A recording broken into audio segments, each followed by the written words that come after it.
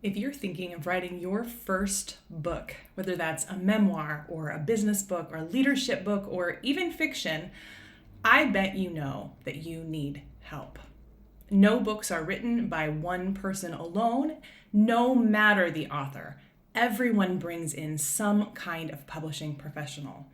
But here's the rub. How do you keep your voice and your vision front and center while you're bringing in other professionals to help you make sure that book comes out as excellent as you want it to be?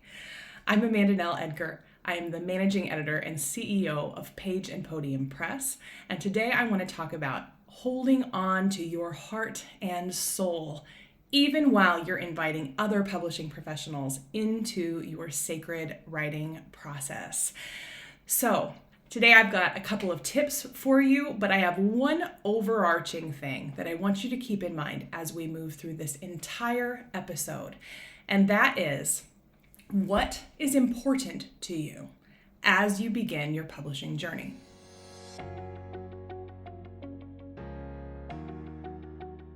So I speak with a lot of authors, and anytime an author comes to me and they're concerned about their voice and their vision and making sure that that stays at the center of their book, the one thing I'm always going to ask is, what are your goals for that book? Because here's the thing, voice and vision, those sound like really solid words. I talk about them every single day. But when you really get down to it, when we think about voice and vision, those are such flexible concepts.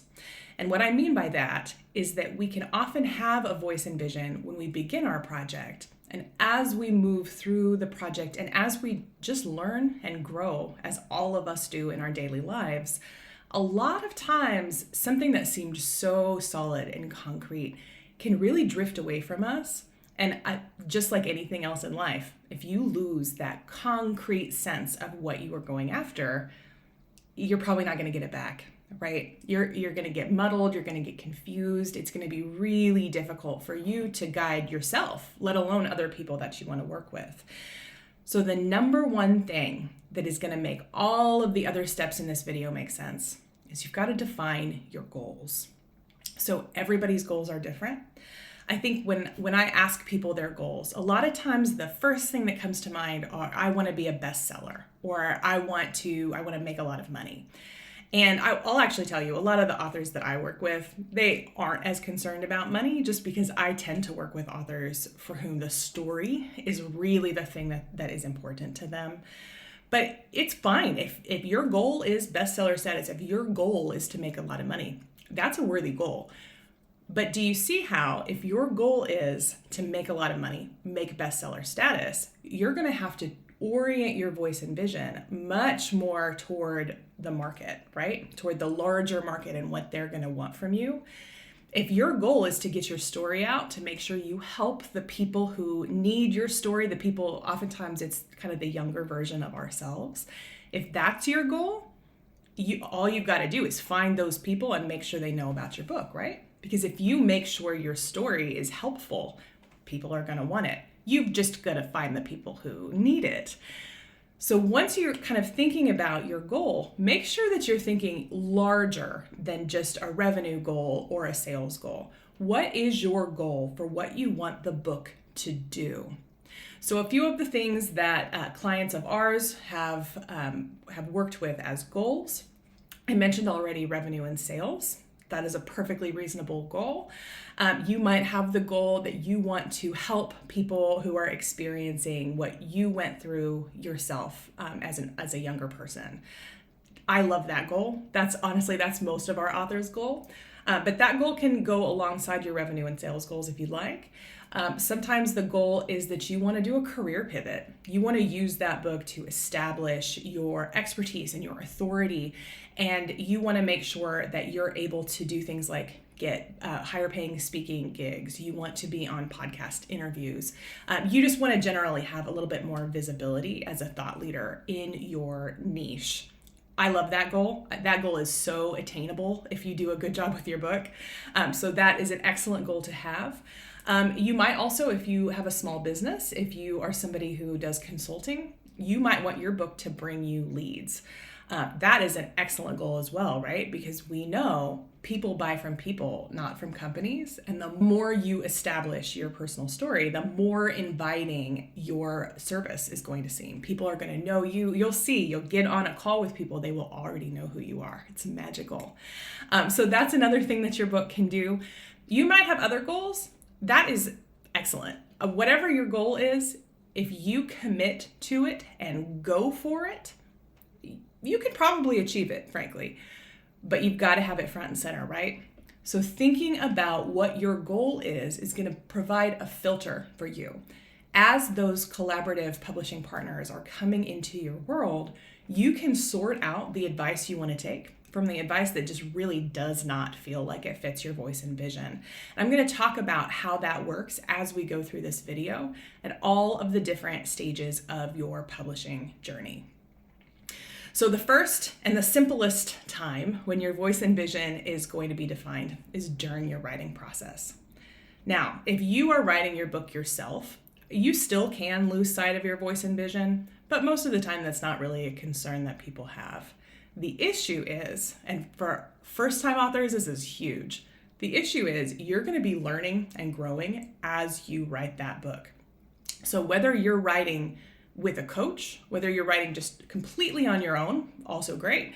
Whether you're writing and you've got a developmental editor or a book coach that's looking over your work and giving you feedback, or whether you and many of our authors work with full ghostwriters. I'm a ghostwriter myself, where you're turning over your story to somebody else and you are trusting your baby with that other person. Here is where that goal is going to come in mind, right?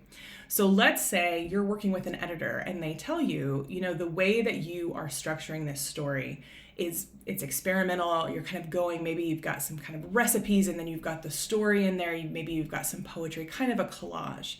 Now that has worked extremely well. There are a lot of authors recently who have done this collage style memoir. They're really, really cool to read, right?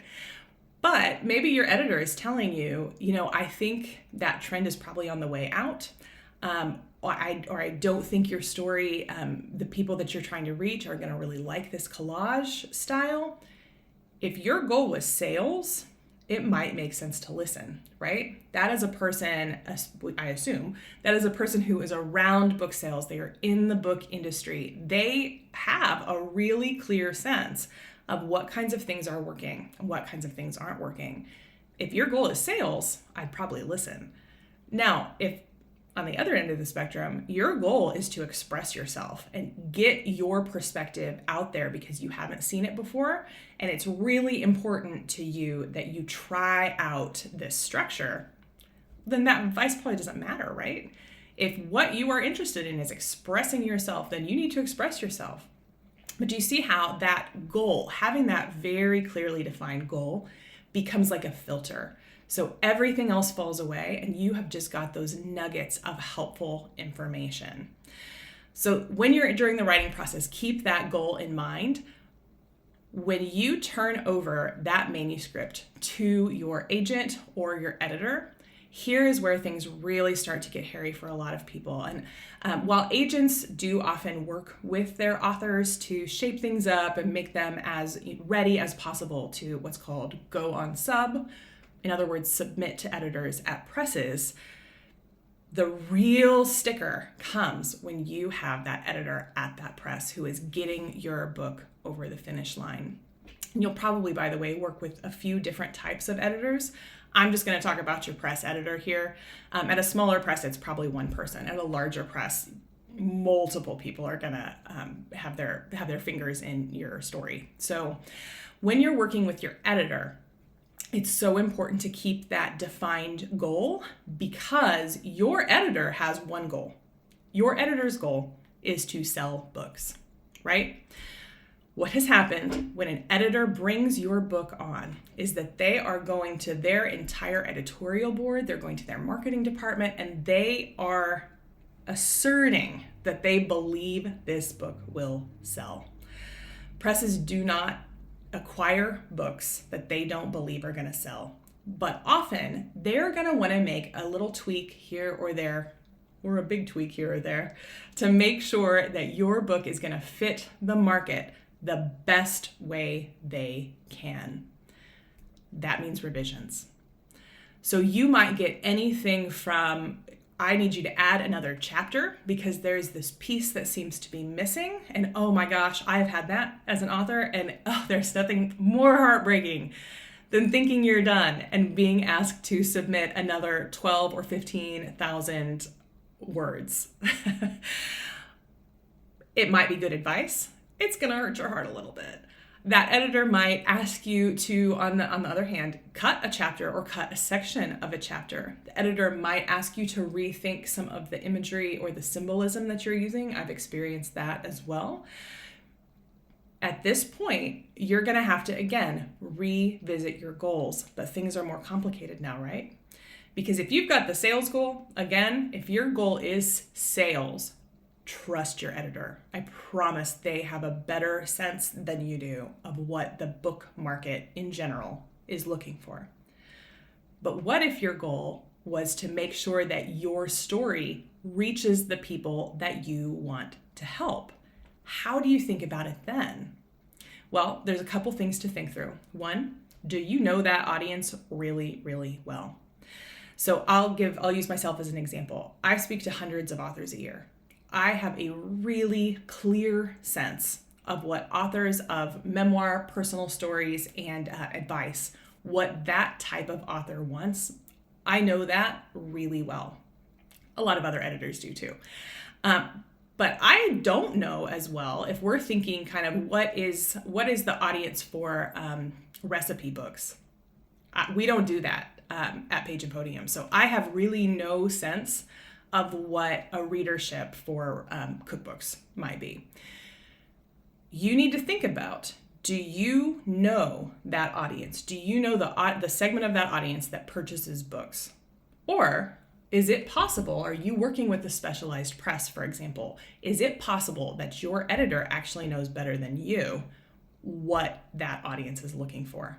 Because if your goal is to make sure you reach that audience, you need to make sure that the advice you're getting is for that audience and not a general readership or not some different segment that you're not as interested in. It might not be good advice in your case, but if you don't have your finger on the pulse of your goal, it's going to be really hard to filter that out. Now, one of the questions that I get a lot of times when I talk with authors is, can I say no to a suggestion that my editor has made? And the answer is yes, with a caveat. So most book contracts are going to have a clause at some point that essentially just says this contract is contingent on the author executing the manuscript to the level that they agreed to. Some variation of that.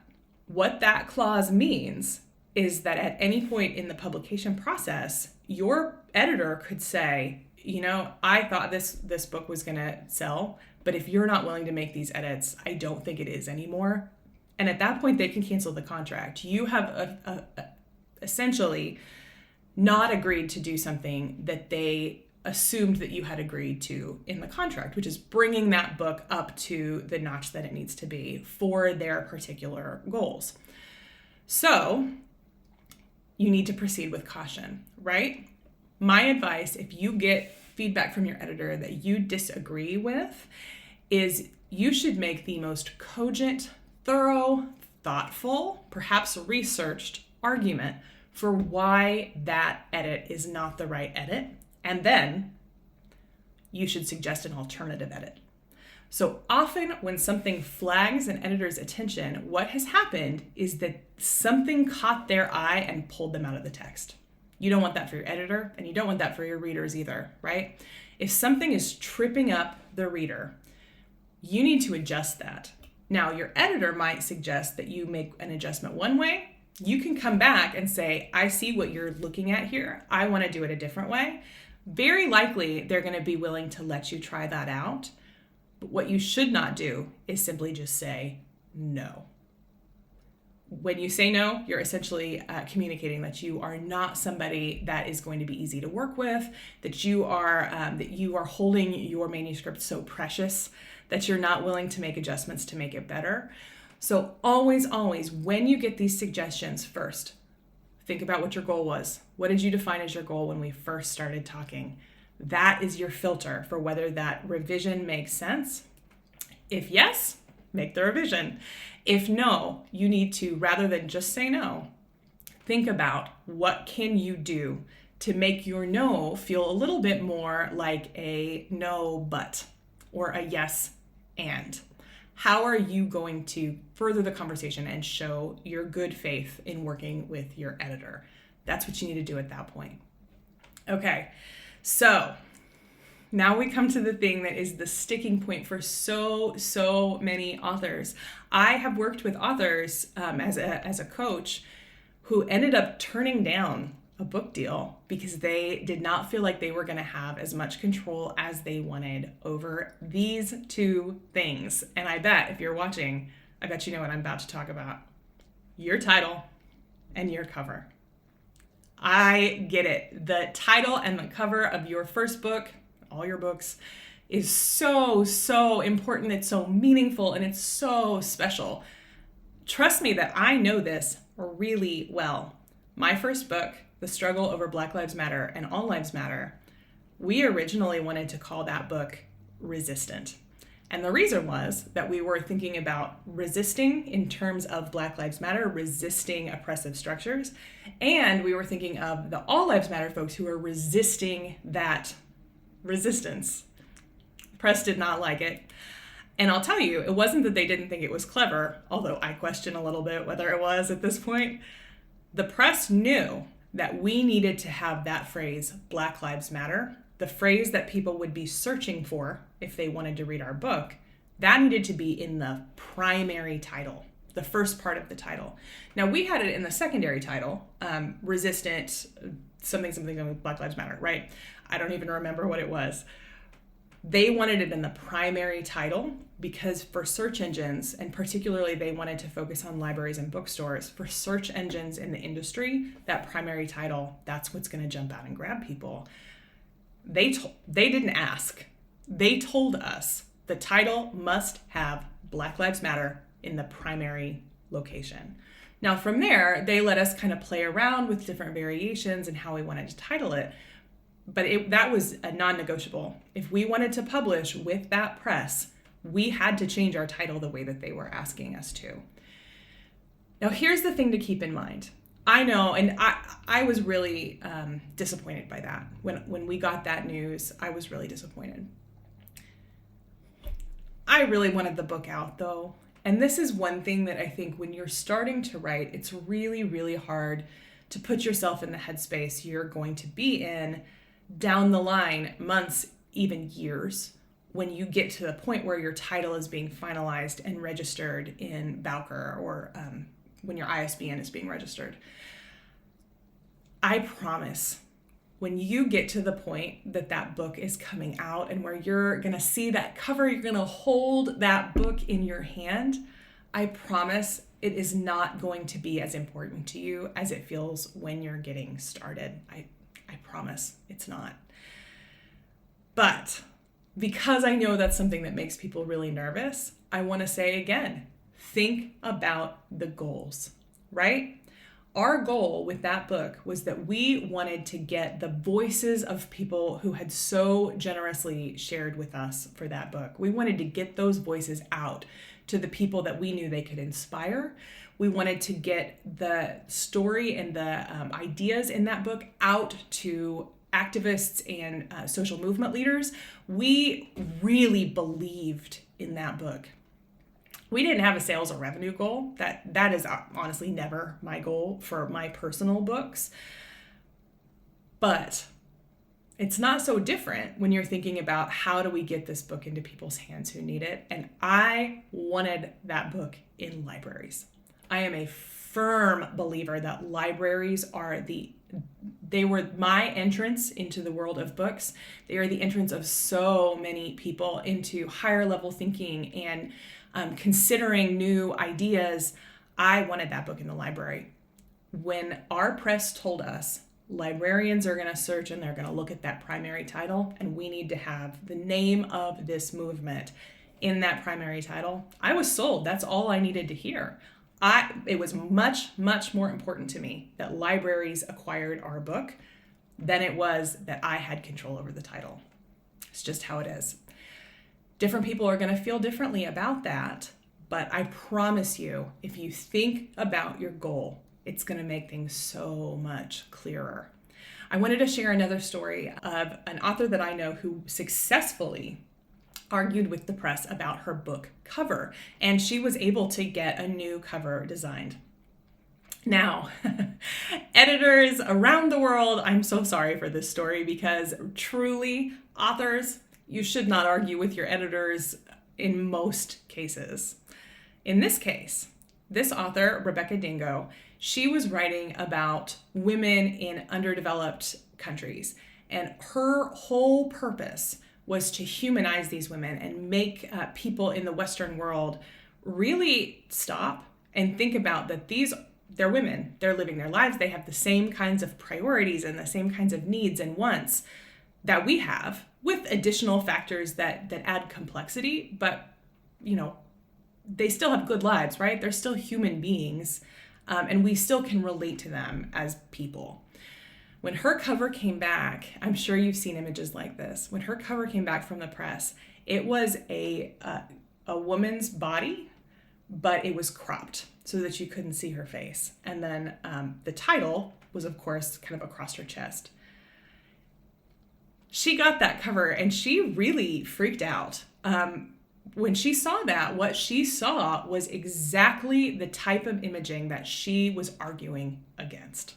When you crop someone's face out of a picture, are you not making them just one of millions of people, just somebody that we aren't going to think of as a human, somebody we aren't going to think of as an individual?